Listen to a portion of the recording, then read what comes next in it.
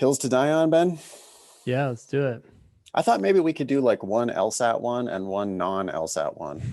Okay, sure. I have a couple Yeah. in the chamber if you want me to just go ahead and fire. Yeah, shoot. Okay.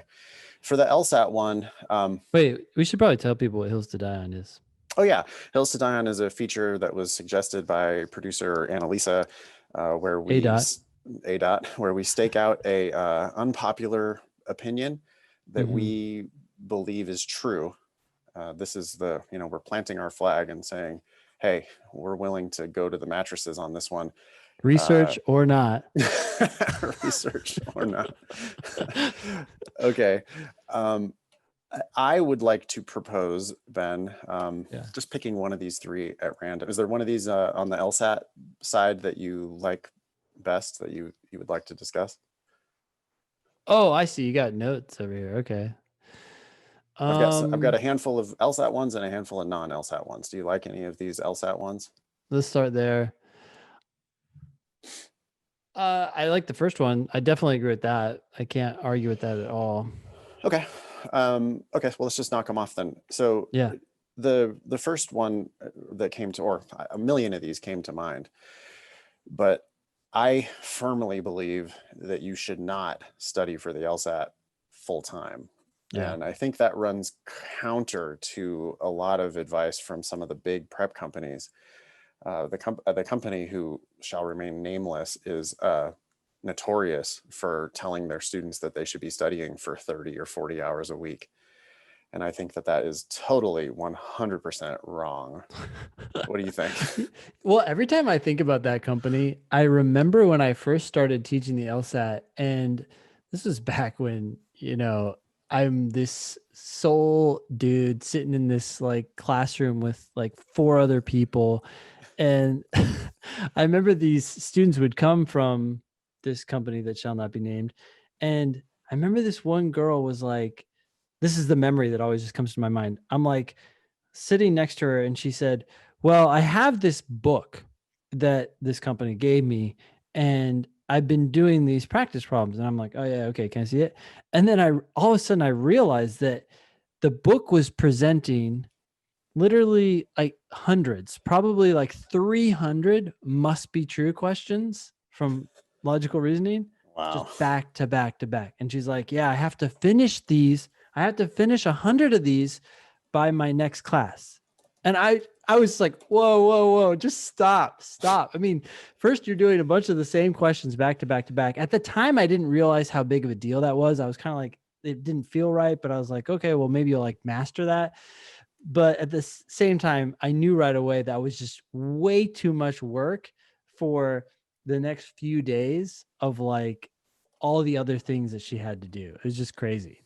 They Yep. just assigned a ton of work. It felt like Barbary, where they're like, hey, read all this stuff so that if you fail, you can't sue us. Cause we could be like, yeah, we gave you that information.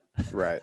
Well, I mean, I would like to particularly shit on Kaplan for doing something very similar to that, which was Mm, Kaplan, they love to talk about their refund policy.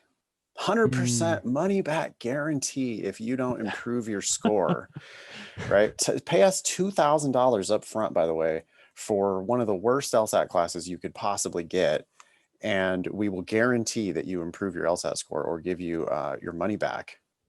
But the stipulations on getting that money back: go to every single class, do every single shred of homework, Yeah. show up for every single practice exam back in the days when we were allowed to get together in person, send an official score report that has a lower score than your previous score, so like you have to actually pay $200 and sit and take the LSAT in order to get your refund. Think about that, Yeah. Ben. Yeah. Take the shitty class, it doesn't help you, and now you have to actually pay money to take the official test in order to get the refund from the shitty class that didn't actually help you. So they're like, Well, and it's also only right. It sounds impressive. Higher score. Like, oh yeah, that's what I want. I want a higher score, but 170 or I'm sorry, 151 to 152. yeah, Oh, that's the mark of success. yeah, if you improve at all, you're not going to qualify for the refund. And the amount of homework that they give you is like basically studying full time for the LSAT. Yeah. Ben, why don't you think studying full time is good. Well, I think you burn out. Analogies can fall apart in all different ways, but the analogy that I always come back to is imagine going to the gym every day for 6 hours. You're Mm. gonna kill yourself. Hmm. You're gonna go backwards in progress. You're like, I just did push-ups yesterday. Now I'm doing them again. And Right. wow, I can't do as many as I did yesterday. Well, you're not recovering and your brain needs to recover. And this is actually talking about research based. Look, I didn't do the research, but I trust Angela Duckworth, who said the the best performers out there, they study for an hour, but it's not easy. It's not a walk in the park. They go after the shit that they suck at, and they make sure they really learn during that time. They're focused. They don't have notifications on. Have you ever tutored someone who had notifications popping in on their screen? Oh, dude, the amount of distractions that people subject themselves to, yeah, you can see people. I mean, nowadays it's all online, but even Yeah. tutoring somebody online, I can see them glancing over at their phone, oh, let me just Yep. shut this off real quick. And it's like, oh, Yeah. okay, well, I thought we were trying to make progress, but it's critical, huh, that you get that, Instagram notification or whatever it is. Yeah. The other thing that I see, it's people with their pets. Oh yeah, yeah. They're always I, telling them to do things. Get off the couch or whatever. I'm in the market for a dog, Ben. I really want to adopt a dog, but Yeah. that dog is not going to be interrupting me while I'm teaching or interrupting me while I'm trying to do, real work. Yeah. We see people on camera all the time. They're sitting there in class and their cat is just like going across their keyboard, and it's like, maybe that's not a distraction. Maybe it is a distraction though. Yeah. And so I think that you become way more susceptible to that. Of course you do if you try to do this shit full time. Full time. Yeah. I would much rather have one high quality hour. Like Mm-hmm. people's kids too, like Yeah. I see them, they're in class, but they're also taking care of their baby, which I Yeah. understand that, you got to take care of the baby. Of course, the baby is job one, Yeah. but boy, it would be great if you could carve out an hour or two, where you don't have the baby, Yep.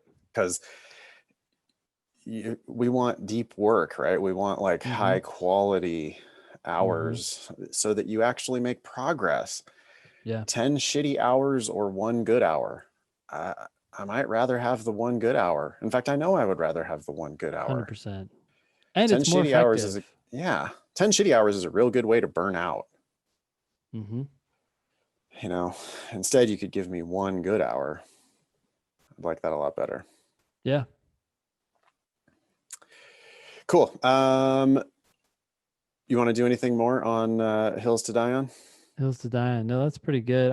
I wanted to get in there my notification pet peeve, and I got it. That's another one I would die on. Like, just turn your phone off. Yeah, I don't turn my phone off, but Well, yeah, I just mean like shut it down, I like in have terms of all the notifications shut off. Like I yeah. only, the only note I do get phone calls. Yep. Mm-hmm. But you know So if, how you can turn off phone calls from people you don't know? Do you know about that right. feature? Yeah. Oh, I there's all love that kinds of feature. different, Yeah. yeah. No, Right. I have that on all the time. So now if someone calls me and I don't recognize the number, it doesn't go through. Straight to voicemail. Yep. Yeah. Cool. Okay. That was Hills to Die On.